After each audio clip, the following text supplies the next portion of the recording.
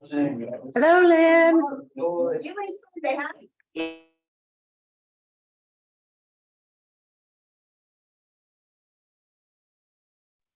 Can you hear me?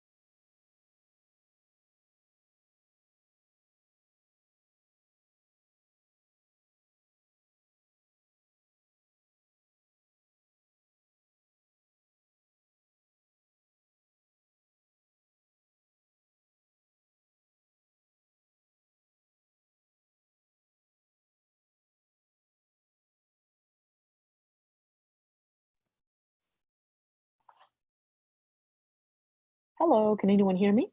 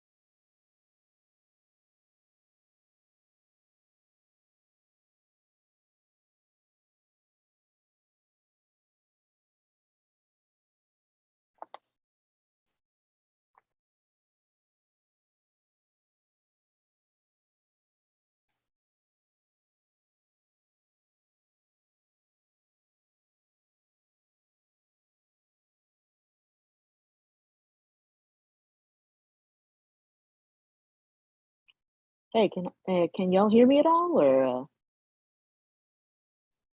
anyone on the phone hear me?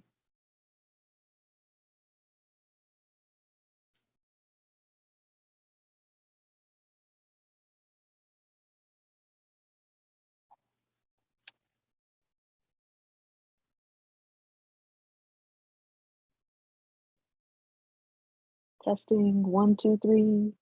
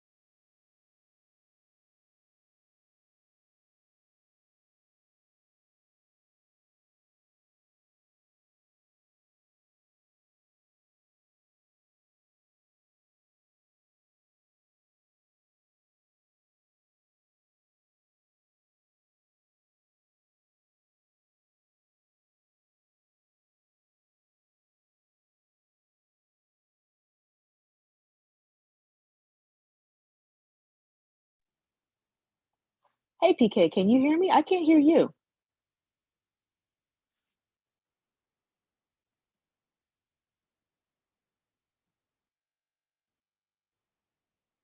Hey Valerie, can you hear us? Hey, yes, I can hear you. Yes. Okay. Can you hear me? But now I can't hear you. Oh,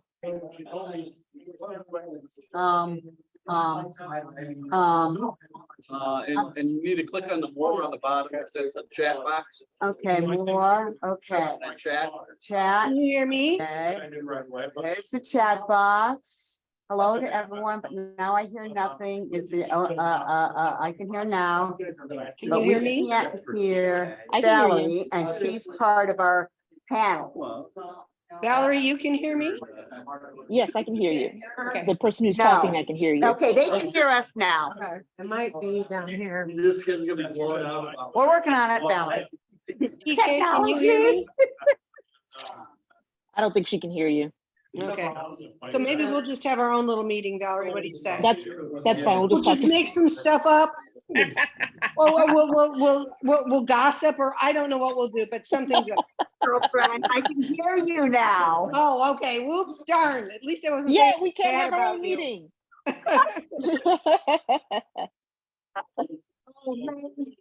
Okay.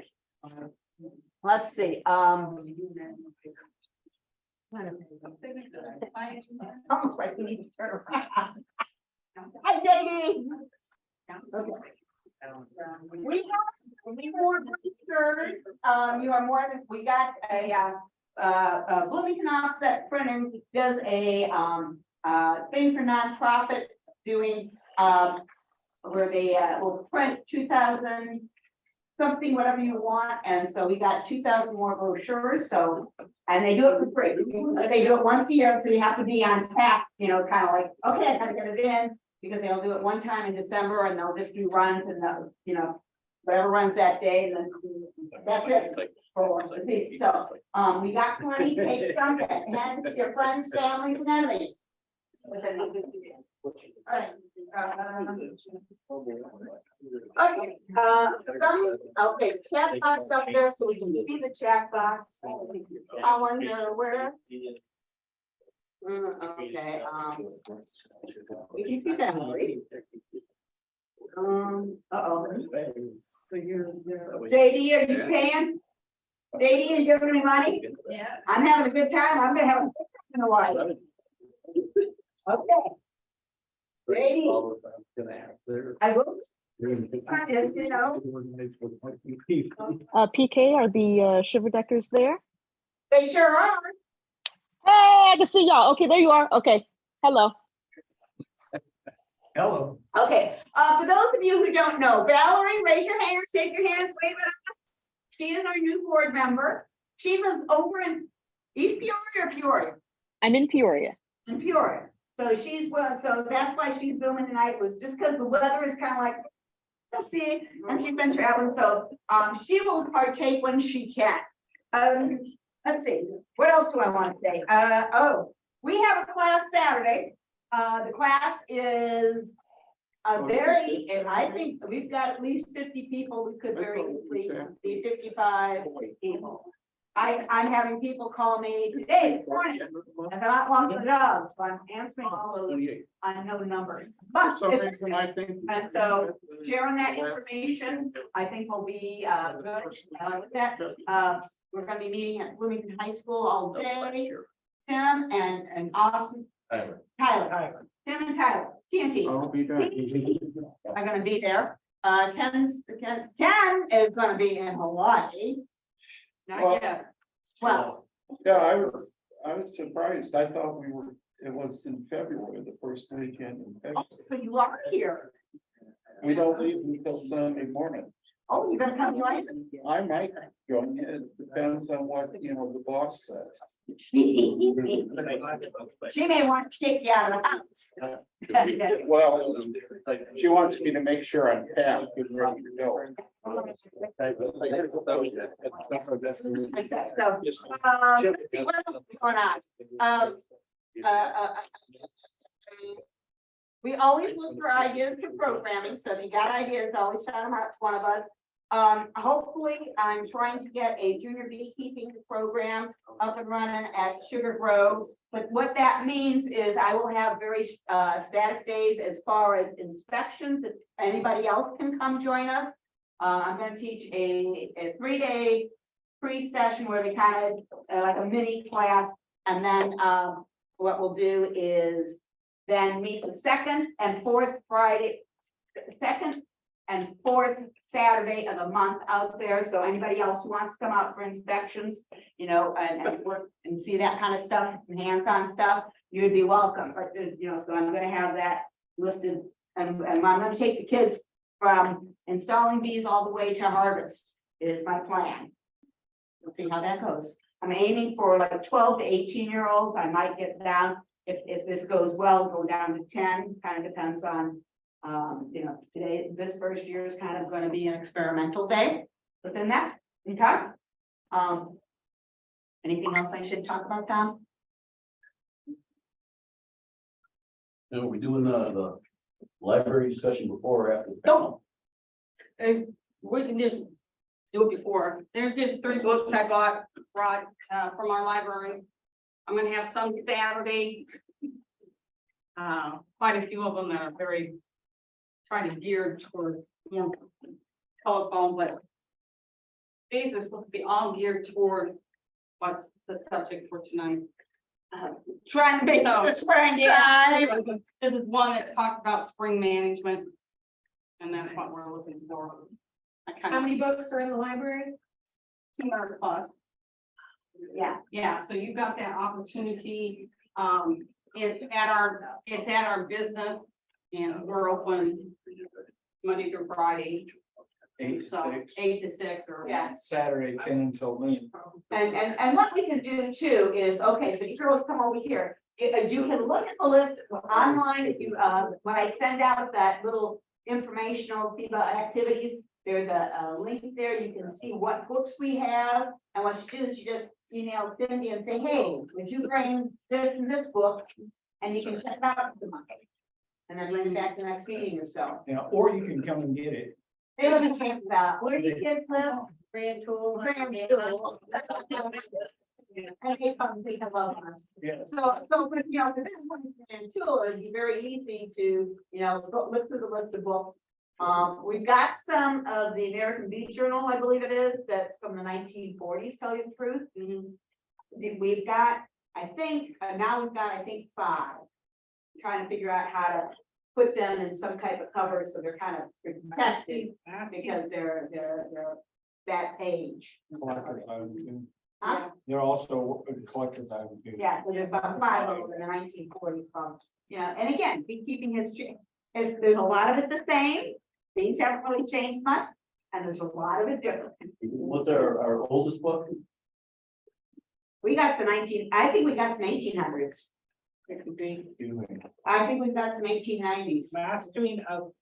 Books from 1890, so, yeah, so we've got some. But you can thank my sister, she's a sucker for books, she's going to use bookstores, beekeeping, and she'd look and just keep on getting, yeah, she's a sucker for it. All right, cool.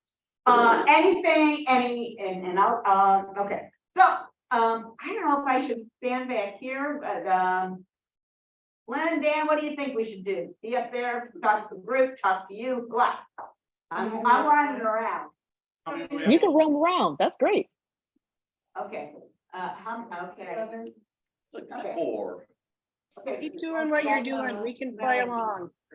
Lynn, Dan, let me see, I don't know. Oh, well, okay.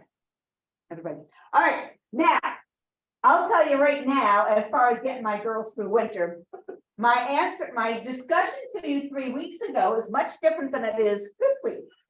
And here's why. And this is where it gets challenging. 3 weeks ago, when I went out to make sure they had gotten through that really cold spurt, they were looking good. I had 100%. 3 weeks ago. I went in this week. I'm probably at the 75% range. So you can see, you know, most of us were thinking that cold snap that really hit hard. That, oh, that they're if they make it through that, they're good. And they did. And like I said, 3 weeks ago, everybody's out, everybody was good. I had 100%. I was feeling a little cocky there, I think. Hell, I must be doing something right. So Patty? Yes. Did you get in there and look around? I'm letting them sit a little bit. What I did is, because if they are in there, they may be lower down. So they're in what I would call a maybe state. Okay. But I've got the food up there and they haven't been eating it. It's like, where when I looked 3 weeks ago, I did have girls, you know, kind of up around the entrance and some of them flying in and out. So, you know, yeah. So it's kind of like, I won't say I'm absolutely positive they're dead, because I did, a few years ago, had a hive. They talk about, oh yeah, knock in the hive and listen for the bugs. I did that with this particular hive. They were just quiet girls. I want to listen, and knock, lift up the top box, nothing. And then I'd get down a second box. Okay. And go back a couple weeks later.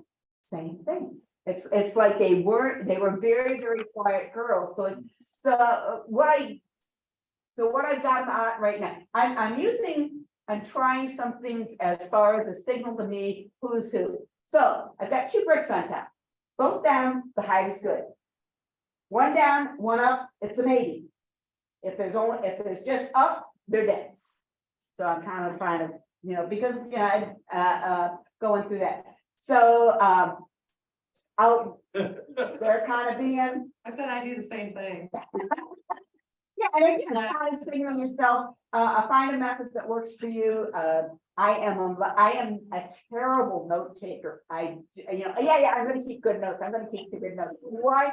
No, I try to, keep it in my brain. I'm working on my brain cells and keeping them active. And within that, so I did put food on. I did leave, so I made sure that I left food. I had, and so one of the things I won't guarantee that they are totally dead, but like 3 weeks ago, I could guarantee I had 100%. PK, can I jump in a little bit? What? Can I jump in? Yeah, absolutely. Okay, I've narrowed it down to 5 major categories that I wanted to talk about today. And I wanted to start out by saying, who all is a new beekeeper? 1 to 2 years, don't have a whole bunch of experience beekeeping. Okay, I 2 know I people. got a question. Okay, Who All hasn't right. had bees yet? So I've got 3 that haven't had bees yet. Okay. Oh, This is sorry, 2 years. their first winter. That Valerie's first winter. First winter that I think they are surviving. Last winter, they died very quickly. Both hives Oh, died this real is the quick. Second winter. This is the second winter. I So, will tell you, it took me 4 years before I had anybody survive. And so my first Okay, go major ahead. question, I wanted it to be an open panel, but I also wanted it to be kind of a discussion, is what did you do to prepare for winter? And I know this is kind of borders on some of our previous meetings, but first question I wanted to say is, and when I say prepare for winter, I mean either October, November, December, or November, December. I can speak personally. I have 2 colonies, my mother's colony and mine. I fed mine a lot more. I probably got about 2 gallons of sugar water in. Mom probably got about 1 gallon of sugar water in. My questions here are, if so, how often did you treat for mites? What methods? But that brings me to my major question is, did you insulate? This is my first year insulating. I took off 1 or a couple of supers, so I got a very squat, very short box. So the insulation covers most of the box. As I'm doing a lot of reading online, people suggest rotating your, if you have a double deep, rotating your deeps top to bottom. During My winter, case, but right leading up to winter, you rotate top to bottom. Some Okay, people yes. rotate. So I would say, as a general discussion point, what did you guys do November, December in preparation for winter? Okay, now I did treat for mites. I'm trying to think of, I typically treat on the later, so October I treated with Formic Pro. I did not insulate, but I also know where I've got my hives. I've got an excellent windbreak. So I know that it'll get a lot of sun, but not a lot of wind, so they're not gonna lose their heat, because convection, when it's windy, lose your heat through convection. So you can lose your heat through convection, you can lose it through radiation and conduction. Conduction is cold against that. And the insulation is helping for the conducting. So in other words, an insulator will help stop the conducting of the heat. Heat will go to cold. So heat will go towards the outside of the hive, so out towards that way. So if you do it, it takes it longer. That won't go quite as easily to that cold. So you won't lose heat within it. So insulating a hive is great, raise your hand if you've insulated hives. Okay. Yeah, and again, sometimes it's I mean that I'm gonna do that, but did I sometimes not get to that? Time gets away from you and stuff like that. So I personally didn't insulate. I'm trying to think if I have I've tried it a couple times, but it's a matter of getting it done. But I also know I've got a very, very strong windbreak for, they're in tall tree, they're in a bowl surrounded by tall trees, so I know they won't get a lot of wind. So you don't lose it through a convection, which is, that's where, you know, you're standing and you're wet and it blows on you and you get cold, that's the convection. And the bees get the heat out and stuff like that. So I have done, where I've done a FLIR, FLIR camera. Clear. Yeah, I don't know how. And actually somebody had a philosophy that if you see a lot of heat coming out, you know, it's signaling me, yeah, my bees are there, it's good, but they're also saying that's signaling you that you're losing a lot of heat. Yeah. Because you can see the radiation out from your hive. So insulation is a great thing. Could you still insulate now? Sure. Jan? Well, I think the insulating has two main benefits. Whenever you insulate, number one, the bees aren't expending as much energy to keep warm, so their stores are going to last longer. Also, whenever they're insulated, let's say if it's in the 20s, they're more able to be able to move around in the hive because of that insulation that's happening. So if there's, you know, if they're not in immediate contact with their food, they can move in colder weather because of that insulation being there. So it's Because they're not cold. yeah, because they're not as in a tightest cluster. Now, I know, Ken, you do something special as far as how you insulate. So That's right. he insulates, but not necessarily from the outside. You want to explain that? Okay, so we run single deeps through the summer. You know, and then everything else above it is a super. The thing that we do to prepare for winter is we take about half of the frames and we sort of evaluate them for the frames that are richest in honey and pollen resources. And those frames go in another deep on top. Then we replace those frames that are the open areas and they'll be on the outside. So on the west side, we'll put 3.5 inch equivalents of foam or plywood and foam. They will chew up the foam. So, you know, the board closest to the bees always has a piece of plywood to face that foam. So there's the foam on the side, and it sort of creates a chimney effect in that, you know, the bees that are in the bottom are more brood type bees at the start of this setup. And the frames above them are food. Right. And How do they, oh, sorry. we try to make sure that it's food all the way down to the bottom, at least in the very center. We've done this because when we've had dead outs and you can see their little tongues hanging out, Yeah. which means they probably starved to death. Then we found lots of honey on the outside. Yes.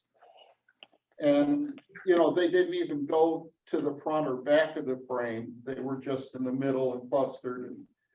Yeah, they typically will not travel out. So your food sources need to be up on top.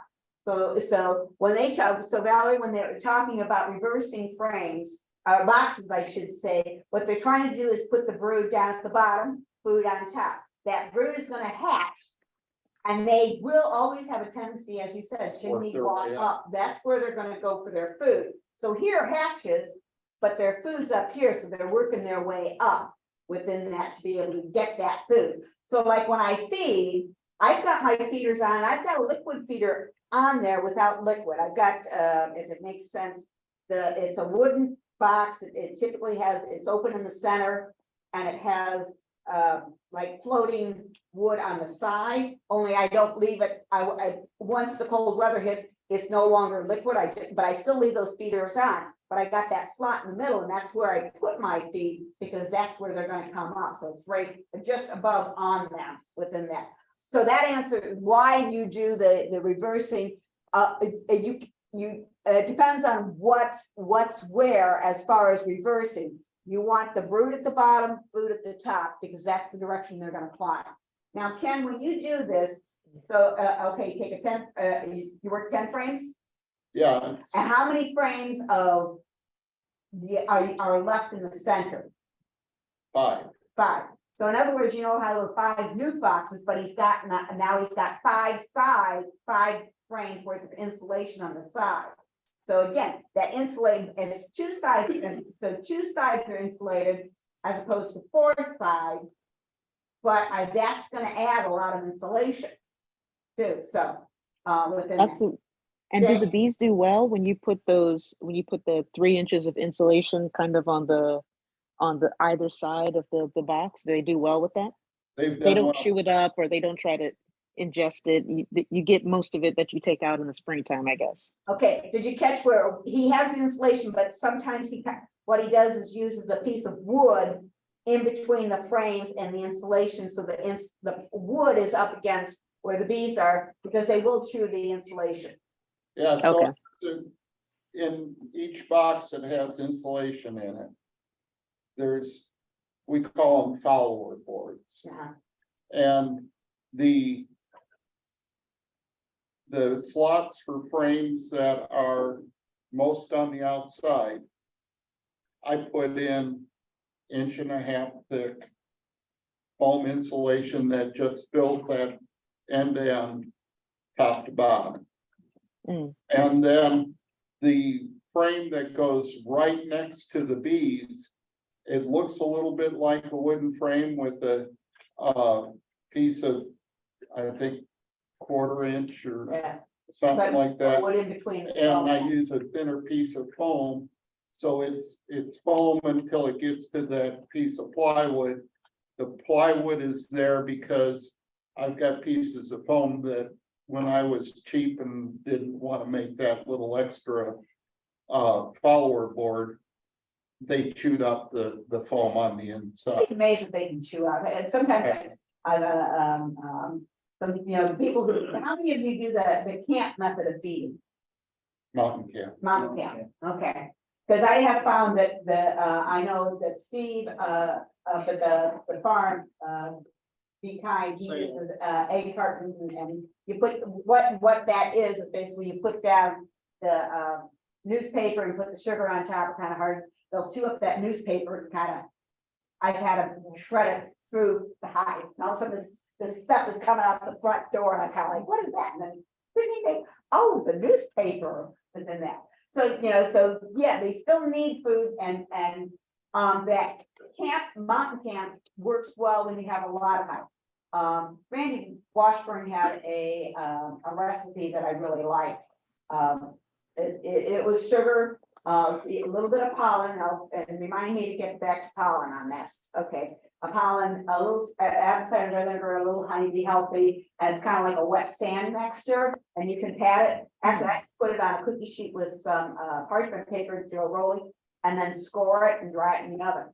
And I've got like little squares then that are easy for me to maneuver. Before we leave insulation, did anybody insulate the inner cover or the? Yes. I telescope? always insulate the top, because the way I set mine is I insulate the sides, and then I've got my sugar board, which I do not insulate the sugar board, and then I've got the top that I insulate. And what happens is, as the moisture goes up in the hive, it'll hit that foam and it'll come around and, like this. And as it comes around and it hits those cold spots on the side, it'll condense and go down. So that water isn't condensing in the center, falling back at the bees, back on top of the bees. That air is getting over to that cold band around the outside, hitting that cold band, and it's condensing there and falling where it's not gonna hurt the bees. Now, Sorry. okay, there was an interesting thing that have you ever seen where they've got like these clear domes that go over the top? And that's a lot of the philosophy, because the moisture hits there, and it directs it down the side rather than down the middle, that moisture dripping. The bees bees themselves have a lot of moisture and stuff. And, but you could actually even look at your hive and see what the bees are doing, but it's directing that moisture off to the side.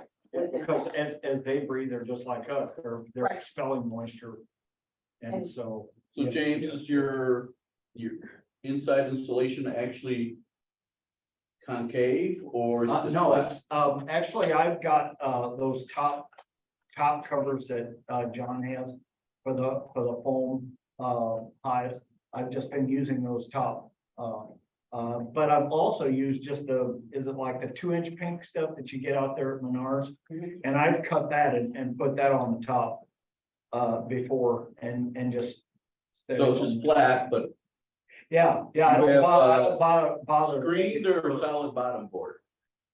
I've gone to pretty much solid bottom boards, the screen bottom boards, from what I've heard from commercial beekeeping and the people that, that I watch, there's no real net benefit other than mites falling through the screen. That's, That there is that as far as mite management, that will give you some help. But for me, the solid bottom boards are more durable. now see, for me, anytime I've used solid bottom boards, I've had more problems with moisture. In Yeah. the winter time. Yeah, well, one thing that I do on the solid ball, the solid boards, in the back on each side, I put a 5/8 inch hole. And then I cover it with mesh, Okay, with hardware cloth. So if moisture does get down there, if it's depending, because some of my hives will tilt back a little bit, if it tilts back, it can run back and go out those holes, or if it's tilted forward, it'll go out the front. And so that's kind of one of the ways that I've helped with that. But I've had bees get through the winter time and the bottom board is wet and nasty. And, right. and if the bees are healthy, and you keep a good environment, they can tolerate a heck of a lot. Yeah. But I try to. Well, now I'm worried. Oh, sorry. But you can they can tolerate it, but if I can get it to where Yeah. it's easier for them, because I did, the one I had with the solid, the whole north side. The north side of the boxes, the north side of the frames were all moldy, the south side was not. So I had like 3 frames all the way up and down the north side that was moldy, but none of the south ones, okay. go Yeah, ahead. you want to give them as much advantage as they can possibly have. Right, Jenny, what do you do for the weather? Fever. I already changed. When it got warm there, I think it was harder on them in the cold weather. I went out and checked all my boards and I replaced all my sugar boards because they eat more than halfway through.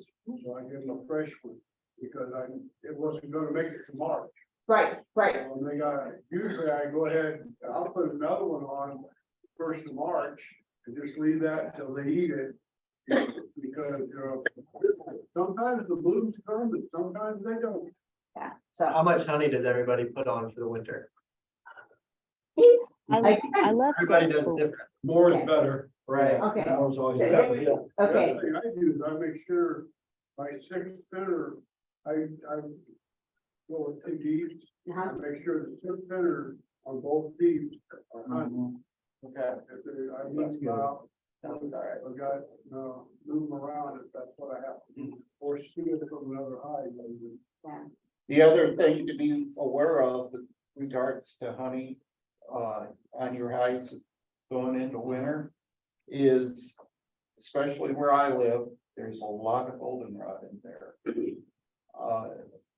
September 15th, about that time, I've seen a hive go from a hive weight of 130 pounds to 185 pounds in 7 days. Yeah, Off of goldenrod. Wow. The goldenrod.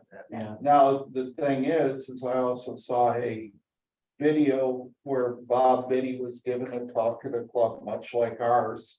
And he was talking about the danger of the darker fall huntings in areas that the bees could be hive blocked, because of the weather. In that goldenrod honey, is the darker honey.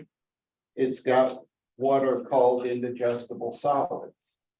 Not so bad if the bees can get out and take care of those nosema issues. Mhm.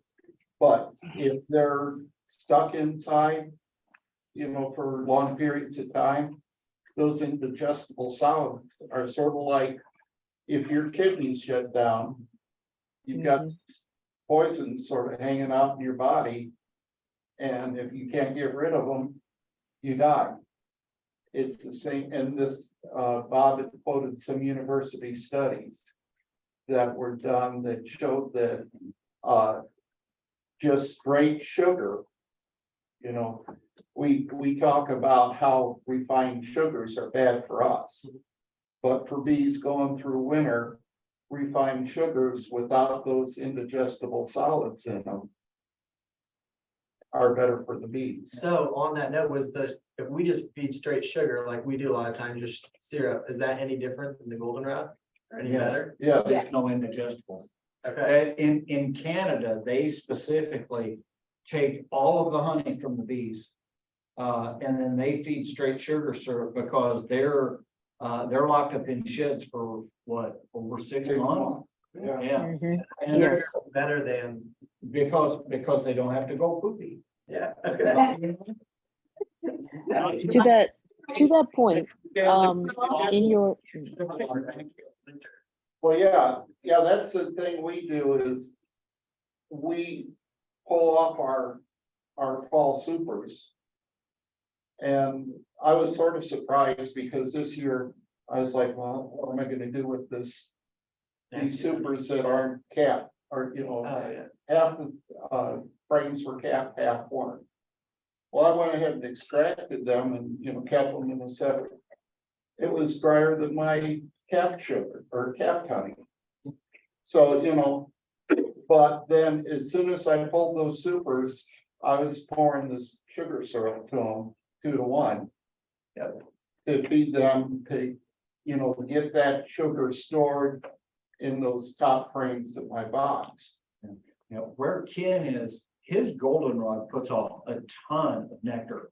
The variety he's got in his area is really prolific because I've got a bunch of goldenrod around me and I don't get that much. So what do you do with this honey now? Because nobody wants to actually sell goldenrod honey, Oh, right? are you kidding me? Some people goldenrod, Yeah, people like it. Yeah, there's a different flavor. when we first started trying to decide what to do with our honey, Yeah, when we got too much to give friends and sell to friends and stuff like that. We started, the little 10x10 pop-up shelter and selling in front of Hy-Vee and selling in different places. We decided we were gonna do what we called a taste test challenge. So we had our honey that we harvested it in the summer. And we were believing like so many people do, because your apiary smells like dirty socks when that goldenrod starts, that no one was gonna like it. And we saw that, we'd give them a drop of summer honey on a wooden spoon. And then we'd have them turn the spoon around and we put a drop of fall honey on. 60% of the people that tasted it preferred the fall honey. wow. So, so everything we read is wrong. That's interesting. I mean, it might be that people here in Bloomington Normal are weird. No, But the honey, like Manuka honey comes from New Zealand, or my sister's out in California, it's a real dark earthy flavor. If you're not, there's several people, at first they're kind of like, oh, this is different, but then no, I do like this. Okay.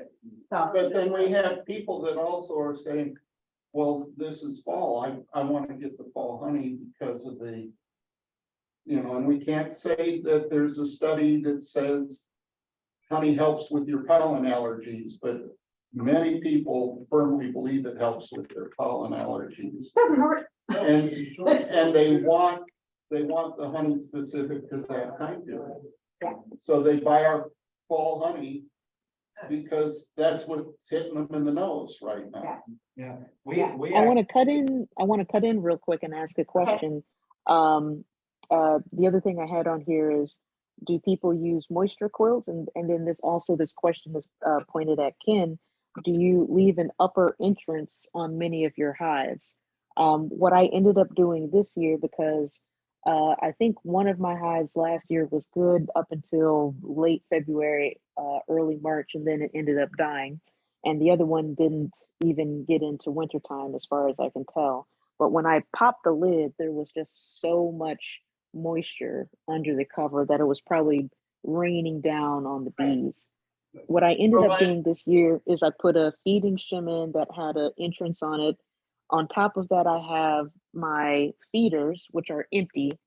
And then on top of that, I put the wooden inner cover. I made a sandwich of insulation, bubble wrap insulation. And then I have my telescoping cover over that.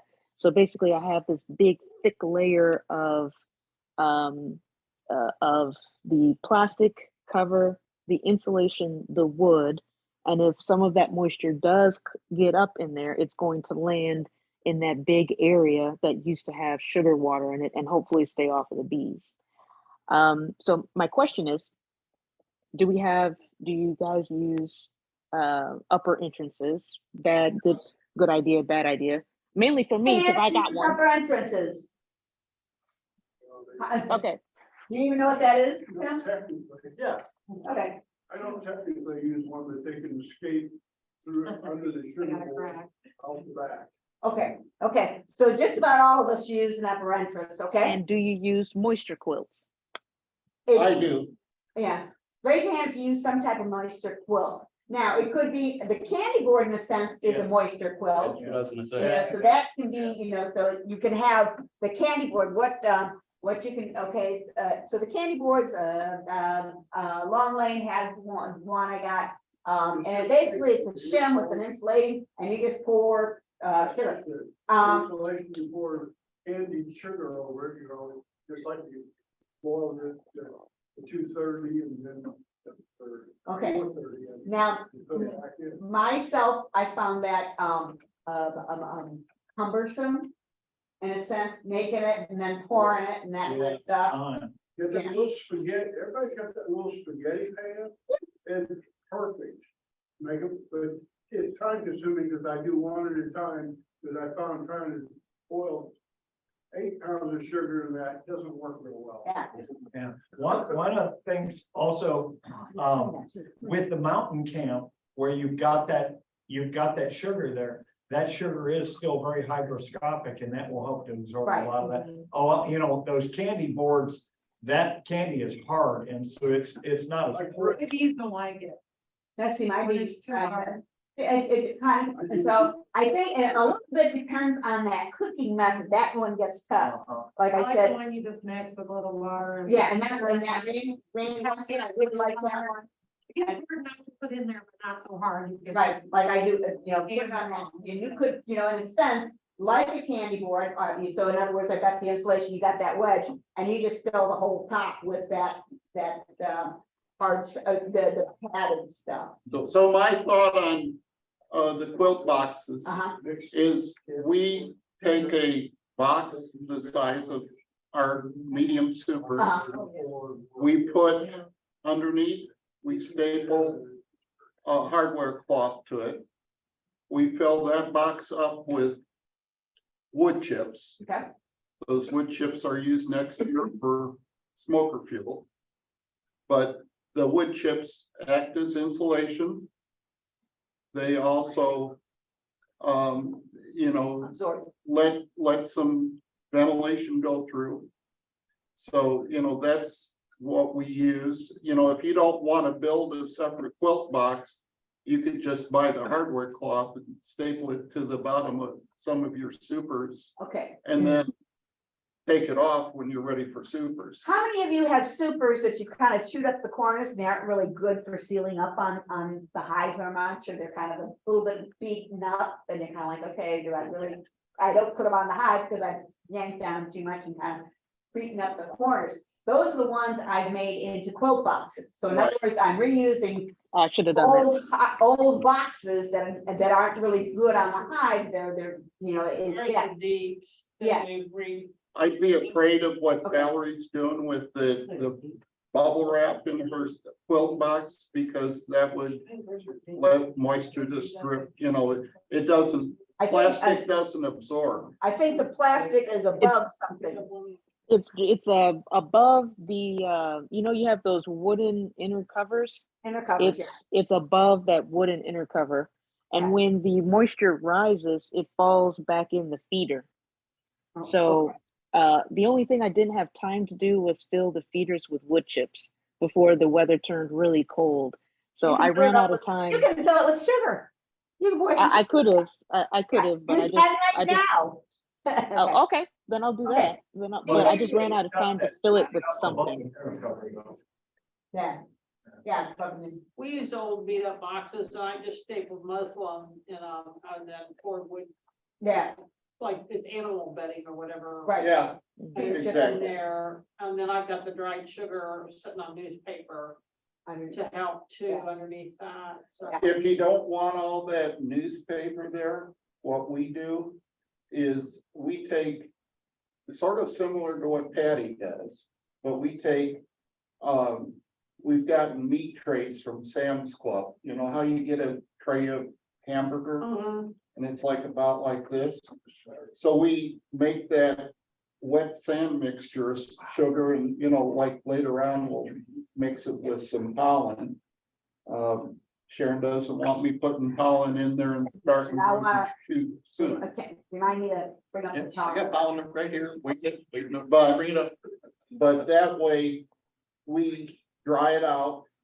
And then once it's dry, you know, then you can carry those sugar patties, if you wanna call them that, as a solid block, and just, you crack open your hive, you see that they need some sugar, you just slide that pollen block in, or sugar block in there, and you don't have all that newspaper. In fact, if they get on the mountain cap too soon, then what do you do when you want to put more mountain cap on top of them? It's, Yeah, because actually some beehives will eat that stuff before they eat their honey. yeah, So when you're using the animal bedding, is it the pine or cedar? Yeah.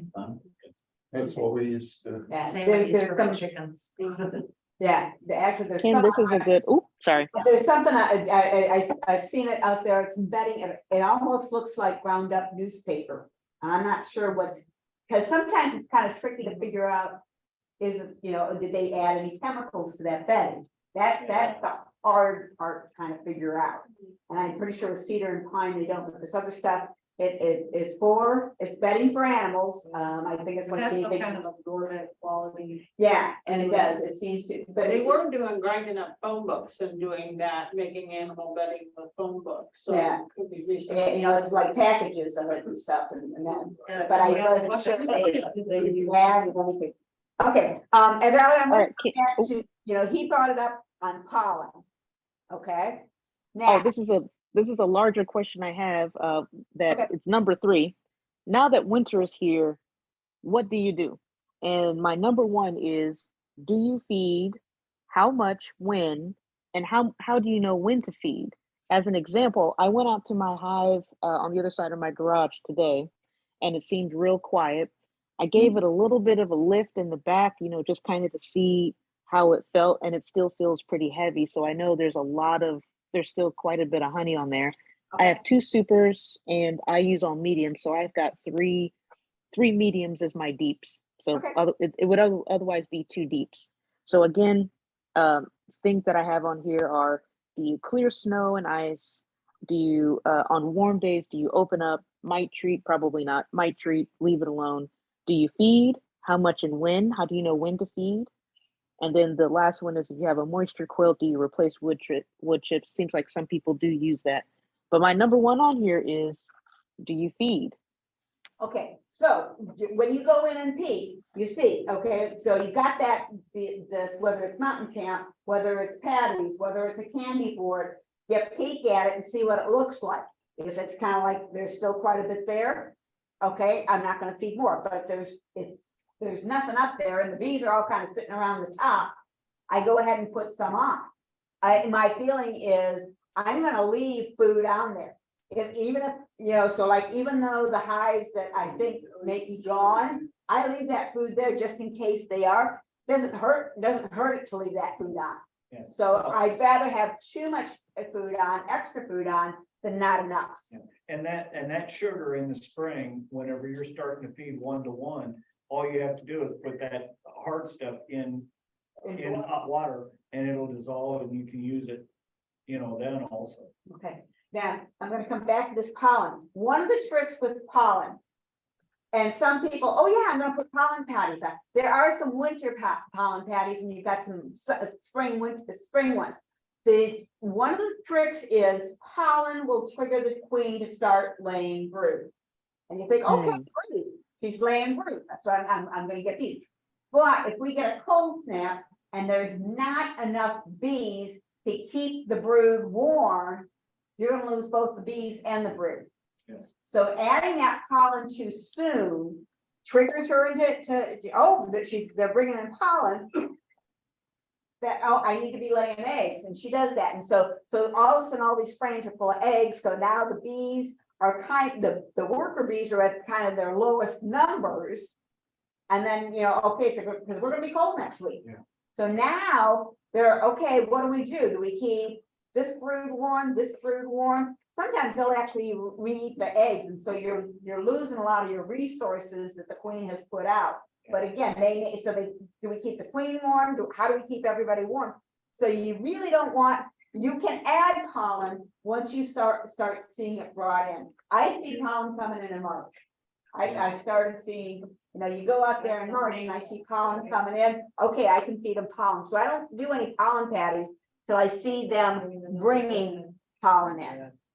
Yeah, I do it differently. Okay, So all that sugar we're giving them, that's carbohydrates. right, And they need both carbohydrates and protein. yes, And so that's what they're getting from the pollen. And if you look at your frames, a lot of times you've got these, it's not honey, it's packed with pollen. oh yeah. The deep golden, orangey. Now, I will Powdery say stuff. that in the sugar mixture, I do put some pollen, not a lot. But sometimes I've also got at home, I've got just basically pollen patties, the row, and that's basically just solid pollen. I'm not gonna put those on until I start seeing them bringing in some pollen. So I actually sprinkle pollen substitute, which is Yeah. sort of a powder, Yeah, not a patty, yeah, all over the top. Partly absorbs moisture, provides them with protein if they want it. I mean, they do have to go up to the candy board and to the top of the candy board to get it, but it's there. I hadn't noticed on any of my dead outs that there was a lot of like frozen brood okay, or cells. But I think they Okay. need both protein and carbohydrates to make it through the winter. because you can look in some of the catalogs and they do have winter patties, they call them and stuff. So now in the days of dirt, I mean, like 30-40 years ago, they would actually mix pollen and Crisco, and it was for trachea mites. But guess who likes Crisco?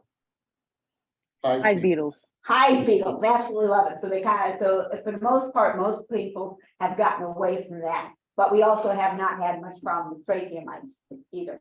So is it possible for hives to last through the winter in this area without feeding? And the reason I ask that is because aside from feeding going into winter, so giving them plenty of sugar water, usually I would mix in a little honeybee healthy, but giving them plenty of sugar water, I have not fed this winter yet, mainly because I'm afraid of having to open it up and try to slip in a sugar patty or slip in sugar or something in that area. But is it possible for them to go through winter and me not feeding them apart from what I've done in fall? I won't risk it. Like I said, I'd rather have them have too much than not enough. So lifting up just the hive cover. So you could go to, just where that inner cover, I think you could put it there, or you could put it just underneath the inner cover. And actually one of the hives out at Sugar Grove, I had some frames that had some uncapped honey. I kind of wanted the box off but what am I gonna do with that? So I have to put the inner cover, and then I put this box that has some of the honey left. I figured, okay, if they wanna get it, they can get it. And now what I've done is actually pulled out the middle frames, and that's where I'm throwing the feed in. So if they decide to go up higher. So it's okay to open it up and put that food in. Within there. Now, you were Okay. talking about treating. I'm gonna turn this over to James because he's fanatical about it. Yeah, I'm kind of crazy. Regimented. Yes, well, you, going back whenever you talk getting ready for fall. For me, getting ready for fall starts in August. I treated in August, I treated with Apagard, which were actually 3 treatments of Apagard in August. And through August, I began to feed going into winter. I was feeding sugar water through August because you've got a dearth in August and they can eat up all their stores in that month that they have in the brood chamber in that period of time. And so I do that. And then I feed into September, going in as far as I can as until they can't take it anymore, really. Or I feel like they have enough stores. Then in this year, right around Thanksgiving week. Yeah. It was Thanksgiving week. I treated with oxalic acid for the mites. And then the second week in December, which there was hunting in between there.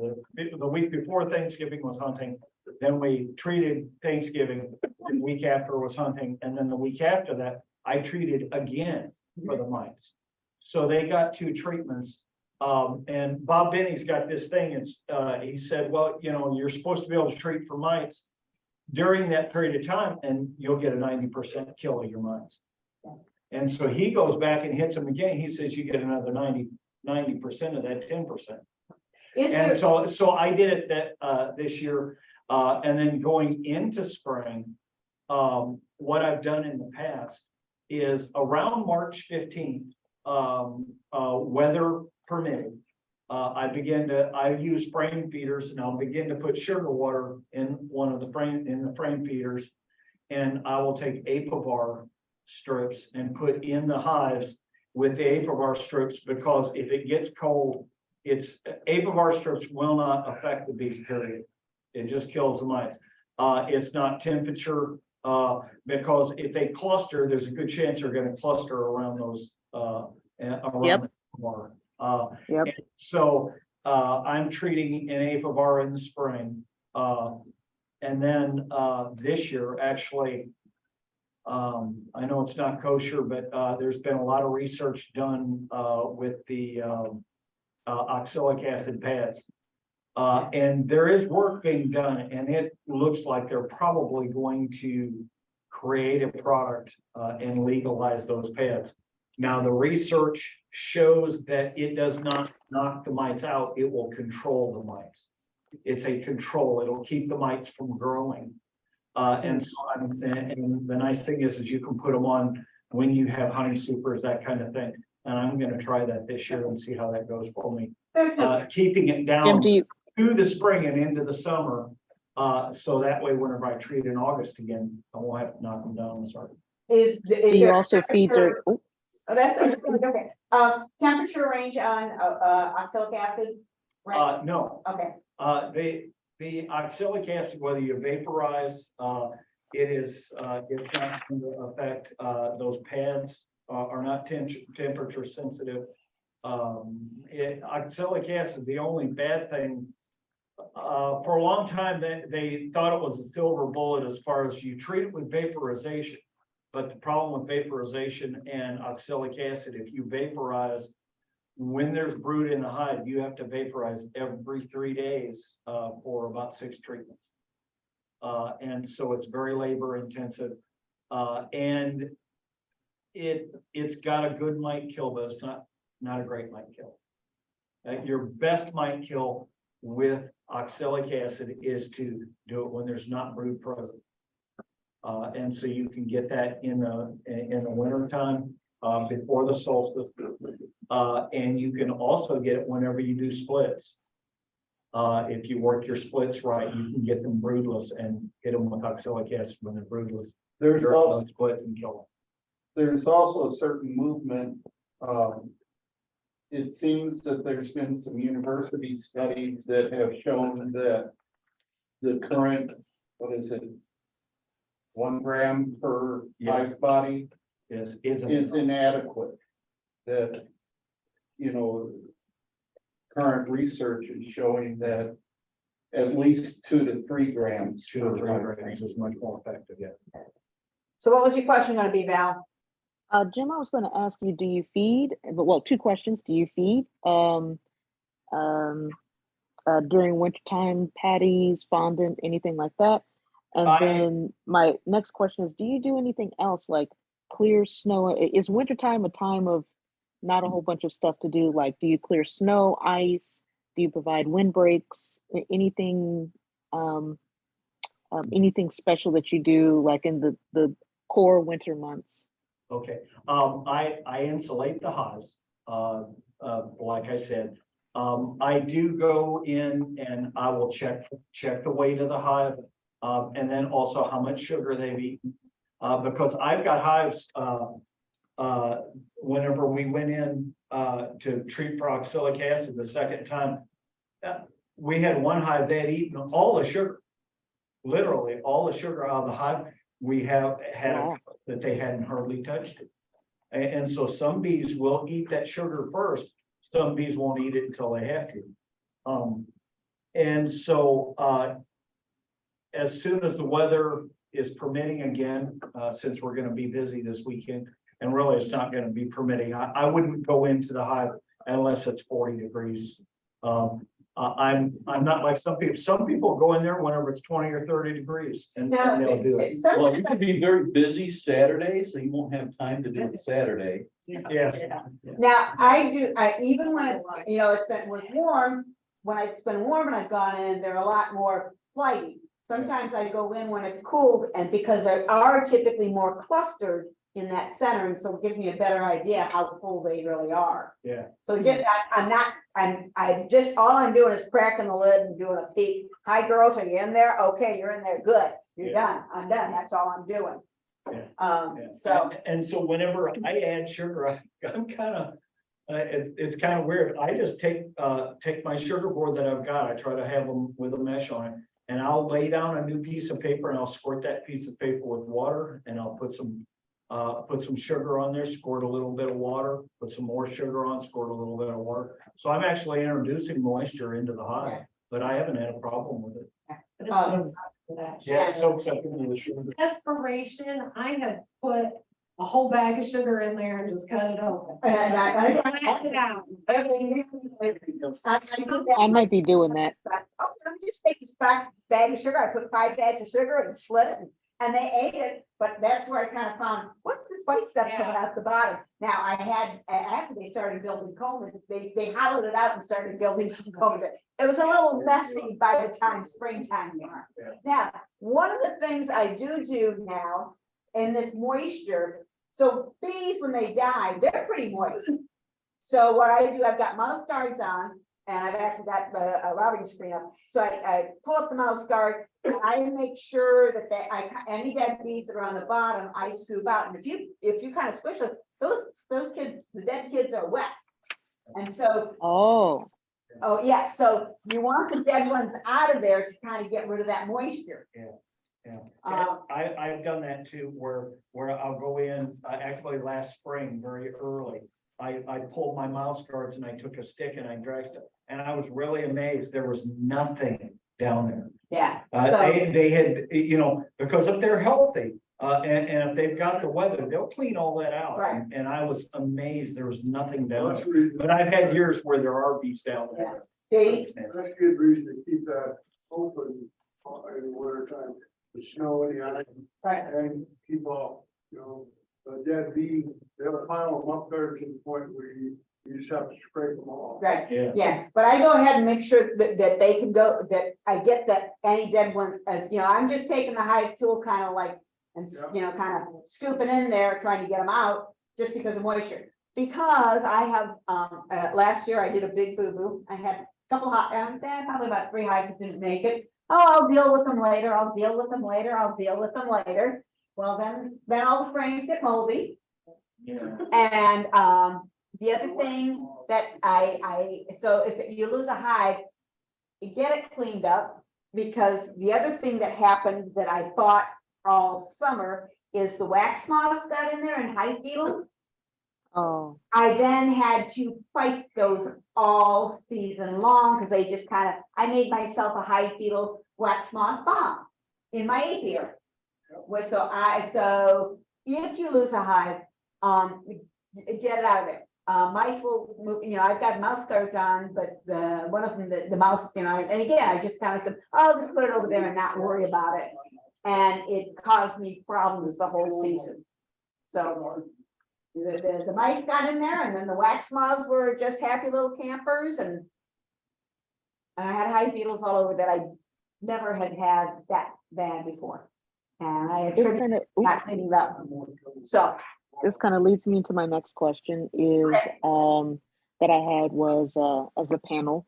What do you look for, if anything? And we've talked about some of these things you look for. Is the sugar being eaten? PK's talking about clearing out some of the dead bees, which I'm noticing there's a little pile out front. What do you look for during this time where you cannot do a full inspection, you can't open up the hive? What do you look for, if anything, to assess the health of the colony? Or at least to get a sense of which ones are probably surviving the winter and which ones you got to watch, or you can help along, if you can help along at this point. the hive that had the pile of bees in front, that's a good sign, tell you the truth. Why? Because they're cleaning them out. They're doing their cleaning. That means they're healthy and they're cleaning. So that means they're in good shape, as opposed to, okay, I've got other things to do. There's not enough of us to do that cleaning stuff. So have the one with the pile is probably, and you'll see them more so. Okay, so you get kind of a warm day where the girls are out flying. That's when you, and the next day you see that little pile there. That's what they did. They went cleaning. So, when we get hopefully some more warm days, I'll evaluate these hives that 3 weeks ago I had, and last week didn't seem to be there. But I'm going to be looking for, are they flying at this time? So. Yeah. Conversely, if you see, like my example here is, I know my hive, those couple of warm days we had a warm day end of December. We had another warm day a few days later in January. They were out flying. They were out flying both of those days.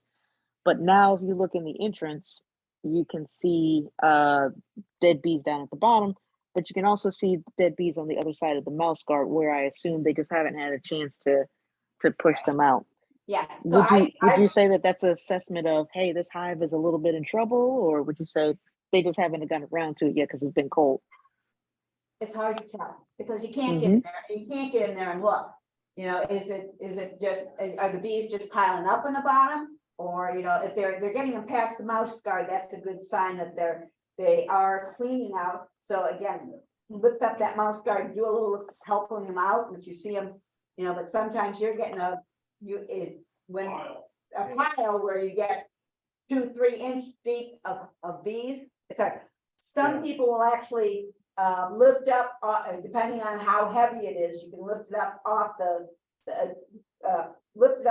bottom board and see, just, is it a pile bee or just the ones kind of the entrance are trying to get out? So that's, if they're coming out of the bottom, that means they're not piled up enough that they haven't all crashed. right.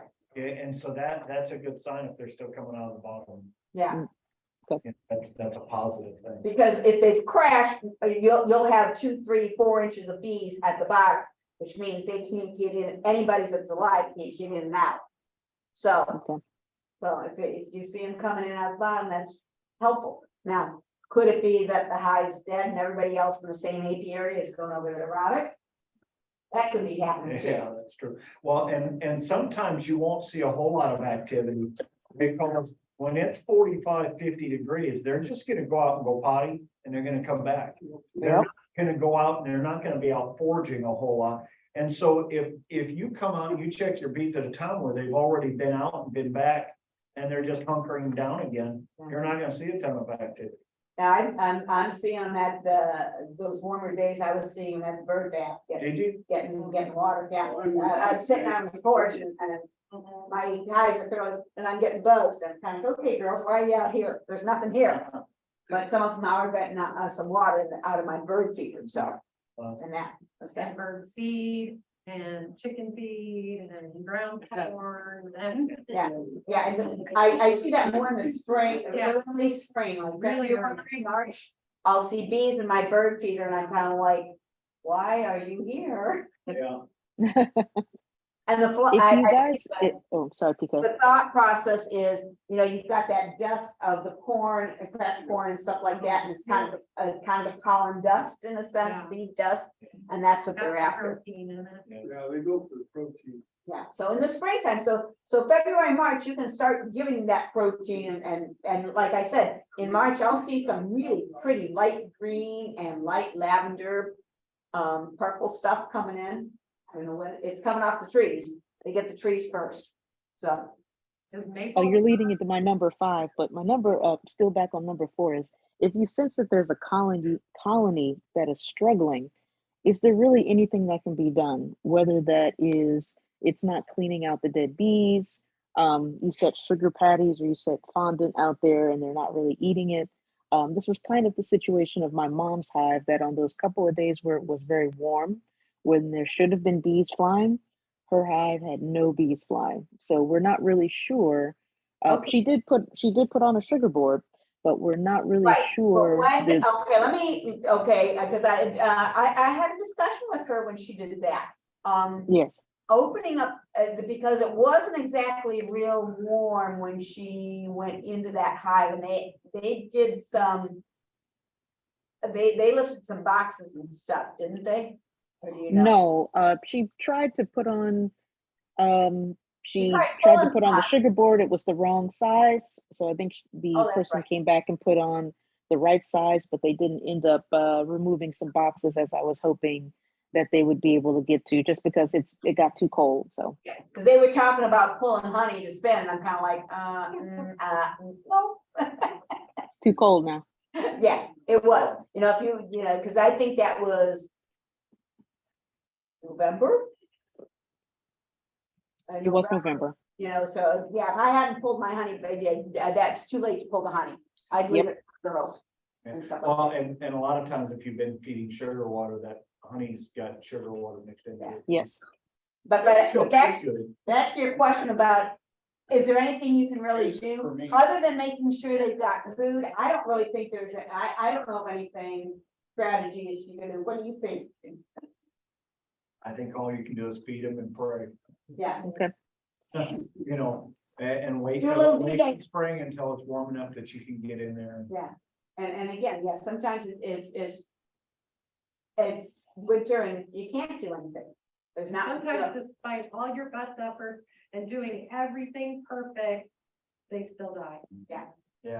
You ever- Yeah, they're done that. They live. Yeah, you could do everything wrong and they live too.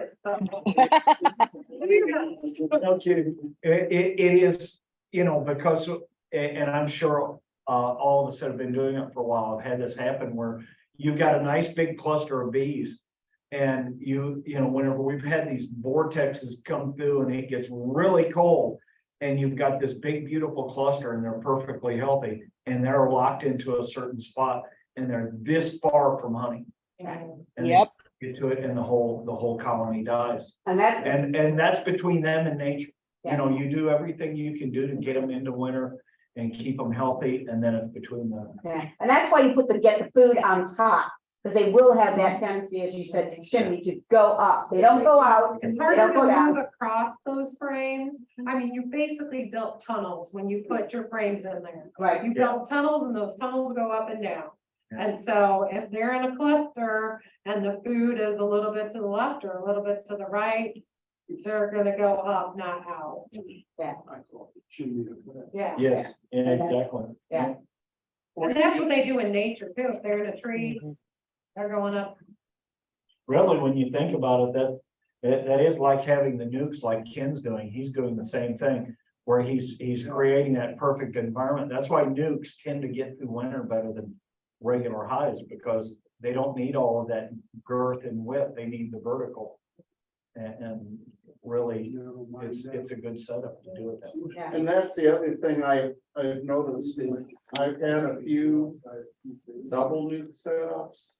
And if you know what a double nuke is, it's basically in a standard size neat box.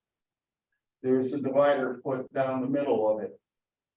And then you have 4 frames on the outside of that divider on each side. And so I have a FLIR camera. And I've taken pictures of those double nukes when they're in the dead of winter. And I've seen that both clusters are right against that center wall. Sharing the heat. And, you know, they're like one strong colony. Just half the bees. Okay, what more questions you got, Val, for me? Oh, number 5 and last, for the first warm days in early March, and we've talked about some of this already. For the first warm days in early March, not yet spring, what can you do? Jim had already talked about feeding. PK, you talked about dismantling your dead outs, getting those ready, and getting them out of your bee yard so you don't create pest bombs in the middle of your bee yard. Would it be appropriate to unwrap the hive?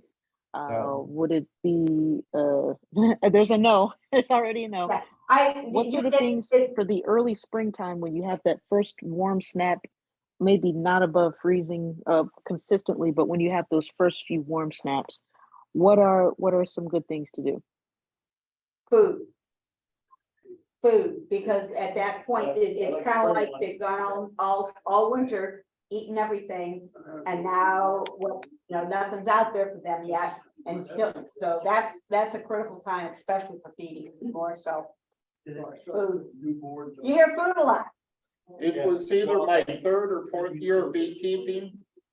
It looked like we had 6 hives coming out of winter out of 8.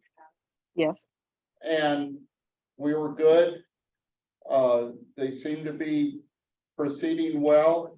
And then the last weekend of March, it was 70 degrees at noon. And it dropped down to 25 by night. Ooh. And I lost 4 hives.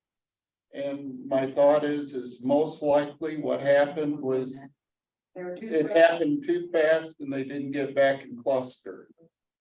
And for that reason, I won't move them out of that 5/5 configuration until, well, maybe April 15th, because, you know, once you pay your taxes, you're done, right? Yeah. Insulation on, you can have insulation on during the summer, because in a sense, the bees are the ones regulating the temperature, and so the thickness of, you could insulate during the summer even, it doesn't hurt them, so they don't get that fluctuation of temperatures. So you have that fast fluctuation. So Right. I would, you know, it's okay, you know, you could, I'd leave it till it's consistently above 60. And what I've done with my configuration is I won't switch them all back to a single deep right away. I will pull out maybe 1 frame of foam and slide that open and give them another frame either to build on, or if I've got already drawn, so that they've got something to put things in. That way, it's sort of a managed growth until you can sort of trust the weather a little better. Yeah. I typically leave my wraps on because I've got, the wraps I have are the ones from Man Lake and they're Velcro and they just come off and on. And so I can do my inspections and everything and put that wrap back on. I leave that wrap on until it's in the 80s, until it's hitting in the 80s, because that's helping to keep them warm in that early spring, so they can stretch that brood nest further and be able to manage more babies and get going better and more prolific. Another thing that you can do again in mid-March and in the spring days is treat for those mites. Knock those mites down, especially if the last time you treated was in the fall or something and you didn't do that oxalic acid thing in the winter. Treating those bees in the spring are gonna help them going somewhere much more healthy. Okay, Formic Pro has temperature range, acrylic acid does not, Apivar does not. Do you have honey supers on with Apivar? The Apivar strips, the ones that you hang down off of the frames, Yeah, they're the those ones. have temperature ranges. Not, Apivar doesn't have temperature rate. It is not, if it gets real cold, it's not as effective if they cluster where the bees aren't. If Okay. don't cluster around it. But there is not a temperature issue with the Apivar. Then I'm incorrect. Okay. Yeah. The Yeah, paper guard the- as well. So There's- some of that might be the difference. Paper Okay. guard are those two. Okay, there's Yeah. Apivar and Apiguard. Apiguard is time long. It's a slurry that you put on top of In the little tray. They don't like it and they carry it out and it kills the mites as you do. And that would be not effective when it gets too cold because they're gonna cluster. Yeah. And the Formic Pro, if you put it in there and it gets too cold and they're sitting there, it's gonna it vaporizes, most of it vaporizes off in the first 3 or 4 days. And so it'll be non-effective too if it's not warm enough. What's the name of that? Bee decision-making tool, can't think of that. Yeah, Arthur has Oh, showed that. And you can go and put all the variables and then it tells you what, I used it. It was I so know helpful exactly too. honey super's on, what you can use in different temperatures. Yeah. I have It's not to do it on my feature. computer and on my phone. Yeah. Maybe you can put it on Facebook? Yeah. it's the one there. If you send, so, okay, so a lot of it goes on Facebook, but I also send out the little email stuff. If you don't want the emails, just tell me. It's usually about twice a year, typically before the meeting, typically before bees and brews. Just what's going on, so some So people, instead of twice a year, you mean twice a month. yeah, you know what I meant. You're a whole lot more chatty than twice a year, Patty. Senior moment. We don't call you chatty Patty. Senior moment. Yeah, so. Honeybee Health Coalition. Honeybee Health Coalition, try that. Yeah. You go through a questionnaire and then it helps direct you. I used it last year when I was like, can I still use such and such? It's like, yeah, you can still use. I'm like, great. Okay, send me that, whatever that name is, so I'll send them the little. I'll call it newsletter. Yeah, Just the FYI. Bureau management decision tool. Yes. Okay, somebody send it to me, so I can written down, because I won't remember by the time I walk out that door. Or across the room.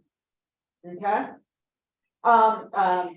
Okay, Sam, what do you think? Is it over your head or you're kind of going, oh my God, what did I get? No, you guys touched a lot of this in your fall setup. We were here for that, and you had your insulation around and everything. I was just thinking, you were talking about making wind guards. I mean, would it be bad to put like straw bales around it? But then I was thinking about the mice.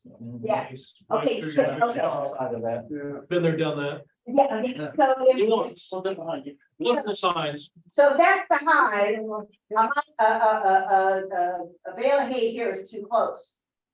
Back here, yeah, that's okay, so you've got.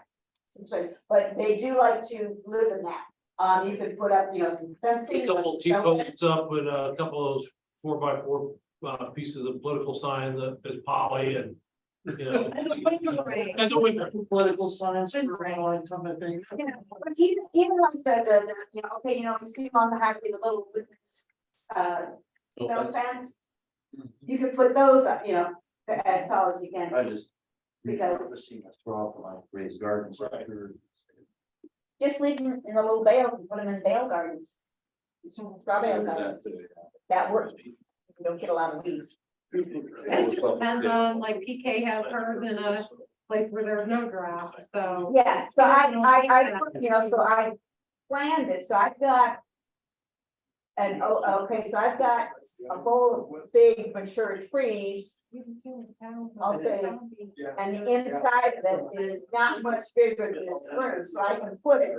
And the trees are blocked, and on the east side, that is the open side, there's kind of like a little raise. And I've got, you know, tall prairie grass that catches any wind from the east, but we're predominantly out of the west, south, northwest winds. Those are the ones that are gonna be the cold ones. In town, I've got trees, but I've got. You got buildings. I had wind that whips all. Yeah. Oh, there's a question online here. The question online says, do you want to clear snow from the top or not? Does snow provide good insulation? I would not go from the top of the box. You might want to do the entrance with the top of snow, you know, you can go under snow. So that's when they make snow caves, because it's a lot warmer inside that snow cave Yeah. than it is out. So yeah, I would leave the snow on top. It's good. Not the entrance. Yeah. Clear the entrance. Now, it's interesting, last fall I had, robbing going on real quick, and I didn't have any robbing guards, and I put screen kind of just hanging over the front, and that actually holds the snow up off the landing board. It worked. Yeah, I had one, the year that I had COVID, I couldn't get outside and we had a bunch of snow.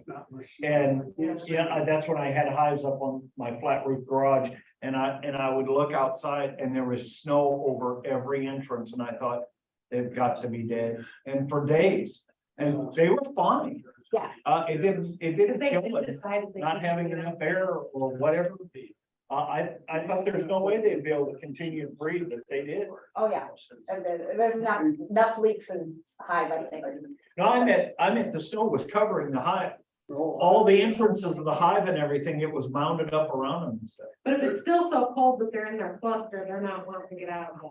Yeah, There's enough oxygen in the hive for. yeah, but apparently so. Leave it down, that's our vote. Especially on top, entrance, maybe not, but if it's cold enough for snow, they're not coming out. Yeah. So, but, I must admit, moisture can be a problem. One time I'm kind of like, I wonder how, and this is the hive that actually made it. I look in the entrance and I see icicles on the inside. Uh-oh. But the hive made it, Yeah, so, yeah. no idea how that, they did that, but they did. Kelly needs a man. Long day, but that's okay. So you got everything all lined up for Saturday, what everybody's advertised, where the location is, room wise on the campus and stuff? You guys, Cindy should have gotten that email that I'm has. sure she has. I checked that. Yeah, Cindy, you got the email that I sent out to present. Room, so as far as I know, I've got signs made up to put out by the street and along in towards the highway. I've got food orders, the important stuff.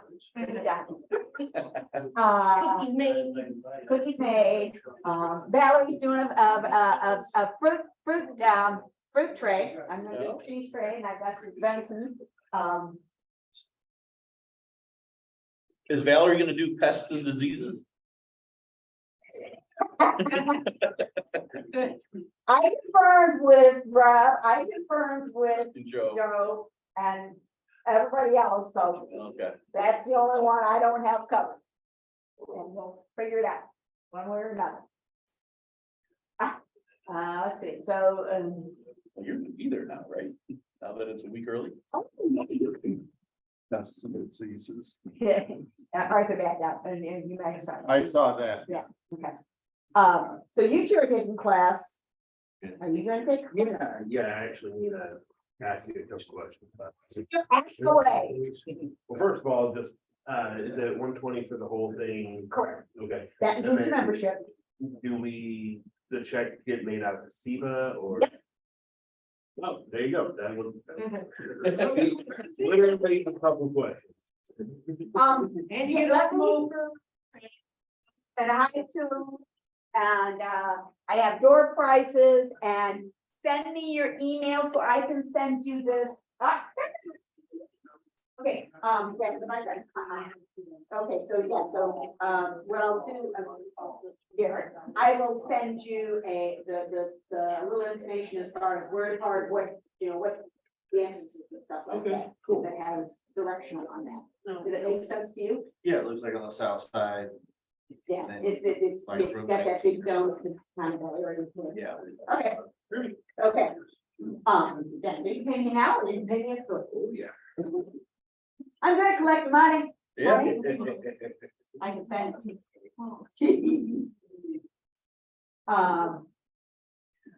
Yeah, I'm making my little pile of collection out in the garage. What's that for? And I said, Saturday, every time I think of something, okay, it goes in my pile. You could do passing disease. Excuse me? I just want to. I'm gonna get you.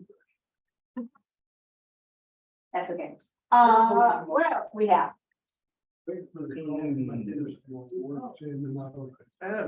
Does everybody just do straight honey or do you do like an infused honey, Okay. like the Mike's hot honey? Which is how you have to do it. We do have a guy, Ron Preston's gonna talk about it. The challenge comes in, okay, if I pull honey and don't mix it with anything, I have certain rules to follow. If I go to infused, I have added a non-honey thing, I now have to go to commercial kitchen it. Okay. Not quite commercial. Even if it's just personal consumption. Cream honey is a different story. Yeah, and Yeah, so- Well, cream's not adulterated. Altered by honey, so. You're just adding honey to honey, Yeah. Right, yeah, you're not adulterated. I'll get to it tonight. but Yes. if you have Yeah. cinnamon pretty honey, then you're gonna have. It's not a commercial kitchen, it's that Home cottage for old cottage rules. So the rules change a little bit, and how you label it, there's labeling, and nutritional stuff, and for your personal stuff. If you're just eating it, If Cinnamon honey is tasty. It is. I've just gotten some of that hot honey and it's like, man, that would be really. Yeah. And grow up. Selling it. yeah, okay, so Well, you- selling and not selling makes it different.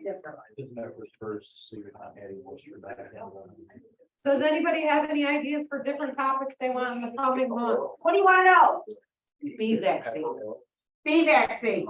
I have, other than, if the talks out there, I don't know if we've really got, so the bee vaccine now, it's one of those things that, like, okay, I hope you have somebody talking about mushrooms and stuff like that. remember that speaker. Okay, but exactly, we may have other things lined up for that. So, yeah, so it's, vaccine, I think the vaccine is they eat it to get it into their system. So it's, Is it gonna be an MRI? It's scary. yeah. I thought it was scary because It's, given the track record with vaccines lately. well, it's, and really with anything, as we get a method of getting our immune system to do things, whether it's, okay, just like peanut allergies, they've changed their philosophy and instead of saying, oh, no, don't feed them kids peanuts. I was saying, yeah, feed them because otherwise they won't be able, their body won't be able to use it. It's got to react to it. Sterile. Yeah, so when you get too clean, kids not, you get carried away with hand sanitizer too clean, our body does not develop a natural immune So- system. So seriously, what is this vaccine supposed to be? Albert. Oh, that's right. Oh. When Which is is that a bacteria or virus? it's bad, but have you ever seen it? Okay, who was I talking to? One of the issues, it has been showing up in Southern Illinois. Who was I talking to? somebody, Didn't Kim Brown have that her very first year of beekeeping? Yeah. No. yeah. Got it. Bee inspector came, burned all her hives. Yeah, you have to burn, Yeah, you have to burn. your hardware. Yeah. You know, so your cure for it, I think I'd rather check with the vaccine than the cure, which is burning the bees, hives, hardware, everything. Yeah. And if it's in, and you almost have to do the whole apiary, as opposed to just one hive. Yeah. That, you know, so there's American foul brood and there's European foul brood, But it doesn't happen. but it's, European fall root is treatable. yeah, but my understanding is the foul brood has been showing up in southern Illinois. Who was I was, who was the guy we had? I was in California, he was with ISBA. We did Zoom. Oh, the guy that was the representative. Of ISBA, he was talking about how foul brood was in southern Illinois. You know, so it's showing up. Vaccines on like. Look at that. I kept that down. Yeah. I don't know. See here. That's bad, with the first year, whenever we had our bees and the goldenrod started coming in, that was the first thing I thought of. And you don't want to find out, and all of a sudden, and I just, yeah, and I thought, oh. Well, it's not about, Yeah. it's that, yeah, it's dirty gym sock, what it smells like. Yeah. It smells like the boys' locker room. There's a wide range of possible pests and diseases, and then there's what's really common and gonna be your nemesis, what you're gonna have to deal with, so. You said a nasty word. You said inspectors. They have people just gonna go around checking your stuff. And they have the Yep. right to, yes, the right. Actually, it's a good thing. Okay. He's a guy to property and I think That's it, we'll contact you. Yeah, you,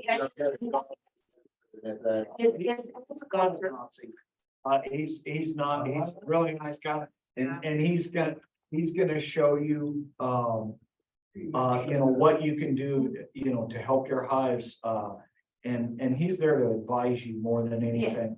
But, you know, I had several hives at a home in a certain town, and it was kind of over the limit, and he looks at me and he says, no, you know, there's more here than there's supposed to be. He says, I don't care. And, you know. Well, he's not a and city inspector. Yeah, he wants to be. okay, But I have to have more there at the time. But yeah, he's, Preventing transfer yeah, of he's diseases. really there to help. yeah, and for the most part, he tries to make contact with you. Yeah. And you're not gonna see him often. No, He might, and something, he might do one or two and then kind of sees what kind of. Very thinly spread. Yeah, and there's not a lot of them, and they're aging out, a lot of them are. So he might not get around once every 5-10 years. yeah. But he does have, This is our 7th year, and he's come one time, that's still bad asking. Yeah. Well, but yeah, no, and it's kind of like a policeman can kind of walk around your house. type of thing. Well, no, it's, you know, This time you don't even know he's there, except there's a note.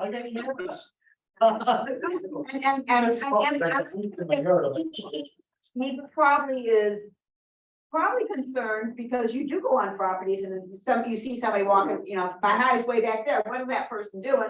Somebody coming out with the gun and being, Well, it's not even a guy. We Yeah. got a dog. Yeah. Right, The dog's right. in the backyard, they open the door, the dog runs off. Now it's like. that's some of your. Yeah. See, so then you just call him and ask him to come and look at your bees on your schedule and then get your visit over with, but really they're spread so thin that they're, I mean, yes, a certain amount of inspections, but most. Unless he, now, if somebody in town ends up with foul brood, all of a sudden he's gonna go. Yeah, he's gonna Yeah. try. Yeah. That makes sense. Yeah. But Jim's got 8 counties to cover. Yeah, I just know my wife, One guy got my an neighbor, angry. we had a pool at the time, and then we had all these cable installing people just walking in the yards, like, what are you doing? And they were like, well, we're digging right through here, and putting it right through my garden. It's like, Oh. And it's the easement stuff, that, Or your garden, yeah. It's you're the on the easement. easement whatsoever, they're gonna go through They're it. gonna do it. These ones actually have stuff like this. So it didn't affect any of that, but they had cut a lot more. The electric guy put theirs, that they put down.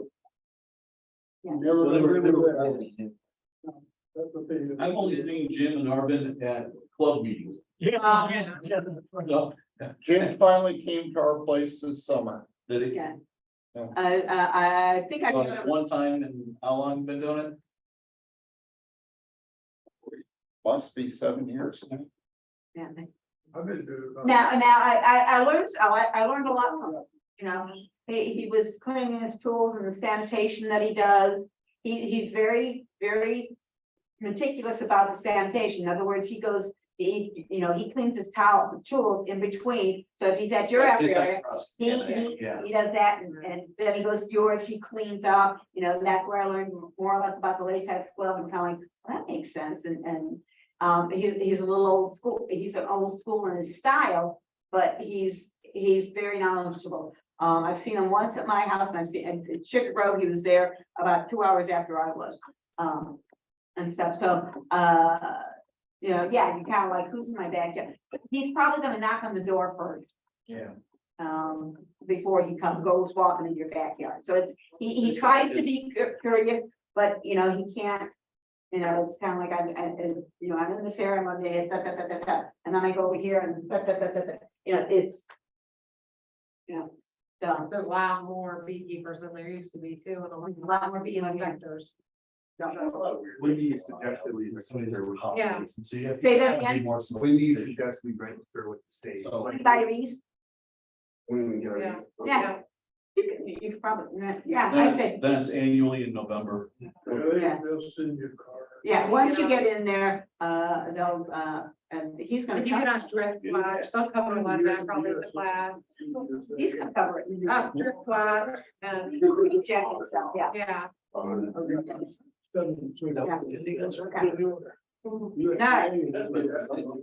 Yeah. You ready? Head home? Yeah. Okay. Anything else? Anything else we go to the order? Make a motion to adjourn. Second. All in favor? Yeah. I think she's What for dinner?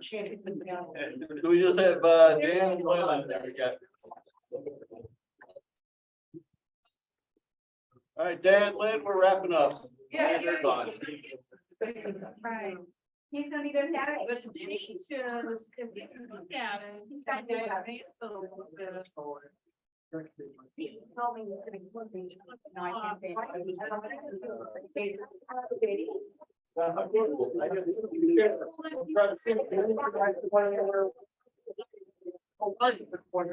It's about one more. I guess I didn't hear that. Thank you. Yeah.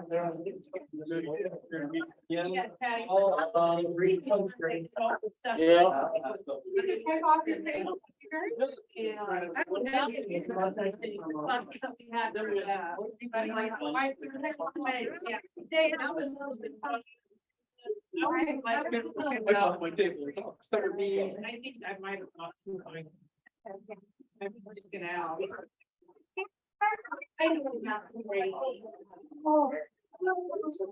That's not anybody. I've got. It's kind of aggressive.